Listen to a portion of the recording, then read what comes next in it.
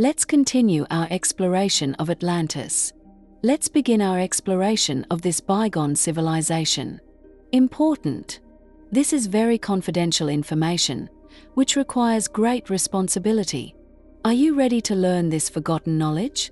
Architecture. Architecture, however, was naturally the most widely practiced of the arts. Their buildings were massive structures of gigantic proportions.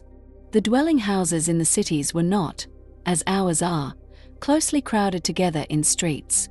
Like their country houses, some stood in their own garden grounds, others were separated by plots of common land, but all were isolated structures. In the case of houses of any importance, 4 blocks of building surrounded a central courtyard, in the center of which generally stood one of the fountains whose number in the City of the Golden Gates gained for it the second appellation of the City of Waters. There was no exhibition of goods for sale as in modern streets. All transactions of buying and selling took place privately, except at stated times, when large public fairs were held in the open spaces of the cities. But the characteristic feature of the Toltec house was the tower that rose from one of its corners or from the center of one of the blocks. A spiral staircase built outside led to the upper stories. An appointed dome terminated the tower, this upper portion being very commonly used as an observatory. As already stated, the houses were decorated with bright colors. Some were ornamented with carvings, others with frescoes or painted patterns. The window spaces were filled with some manufactured article similar to, but less transparent than, glass. The interiors were not furnished with the elaborate detail of our modern dwellings, but the life was highly civilized of its kind. The temples were huge halls resembling more than anything else the gigantic piles of Egypt, but built on a still more stupendous scale. The pillars supporting the roof were generally square, seldom circular. In the days of the decadence, the aisles were surrounded with innumerable chapels in which were enshrined the statues of the more important inhabitants. These side shrines indeed were occasionally of such considerable size as to admit a whole retinue of priests, whom some specially great man might have in his service for the ceremonial worship of his image. Like the private houses, the temples too were never complete without the dome-capped towers, which of course were of corresponding size and magnificence. These were used for astronomical observations and for sun worship.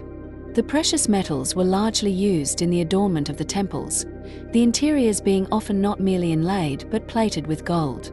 Gold and silver were highly valued, but as we shall see later on when the subject of the currency is dealt with, the uses to which they were put were entirely artistic and had nothing to do with coinage, while the great quantities that were then produced by the chemists, or as we should nowadays call them, alchemists, may be said to have taken them out of the category of the precious metals.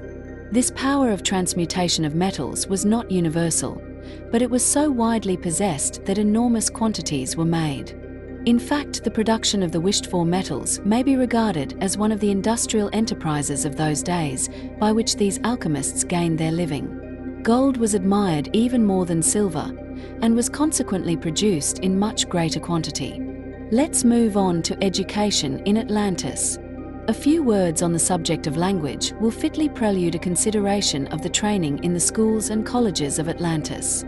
During the first map period, Toltec was the universal language, not only throughout the continent but in the Western Islands and that part of the Eastern continent which recognized the emperor's rule. Remains of the Ramohal and Tlaveth speech survived, it is true, in out-of-the-way parts, just as the Celtic and Cymric speech survives today among us in Ireland and Wales. The Tlavatli tongue was the basis used by the Turanians, who introduced such modifications that an entirely different language was in time produced, while the Semites and Akkadians, adopting a Toltec groundwork, modified it in their respective ways, and so produced 2 divergent varieties. Thus, in the later days of Poseidonus, there were several entirely different languages, all however belonging to the agglutinative type. For it was not till 5th race days that the descendants of the Semites and Akkadians developed inflectional speech. All through the ages, however, the Toltec language fairly maintained its purity, and the same tongue that was spoken in Atlantis in the days of its splendor was used, with but slight alteration, thousands of years later in Mexico and Peru. The schools and colleges of Atlantis in the great Toltec days, as well as in subsequent eras of culture, were all endowed by the state. Though every child was required to pass through the primary schools, the subsequent training differed very widely. The primary schools formed a sort of winnowing ground. Those who showed real aptitude for study were, along with the children of the dominant classes who naturally had greater abilities, drafted into the higher schools at about the age of 12. Reading and writing, which were regarded as mere preliminaries, had already been taught them in the primary schools.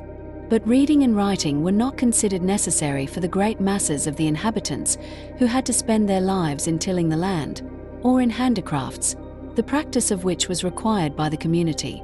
The great majority of the children, therefore, were at once passed on to the technical schools best suited to their various abilities. Chief among these were the agricultural schools. Some branches of mechanics also formed part of the training, while in outlying districts and by the seaside hunting and fishing were naturally included. And so the children all received the education or training which was most appropriate for them. The children of superior abilities, who as we have seen had been taught to read and write, had a much more elaborate education. The properties of plants and their healing qualities formed an important branch of study. There were no recognized physicians in those days. Every educated man knew more or less of medicine as well as of magnetic healing. Chemistry, mathematics, and astronomy were also taught. The training in such studies finds its analogy among ourselves, but the object towards which the teacher's efforts were mainly directed was the development of the pupil's psychic faculties and his instruction in the more hidden forces of nature. The occult properties of plants, metals, and precious stones, as well as the alchemical processes of transmutation, were included in this category. But as time went on, it became more and more the personal power, which Bulwer Lytton calls vril, and the operation of which he has fairly accurately described in his Coming Race, that the colleges for the higher training of the youth of Atlantis were specially occupied in developing.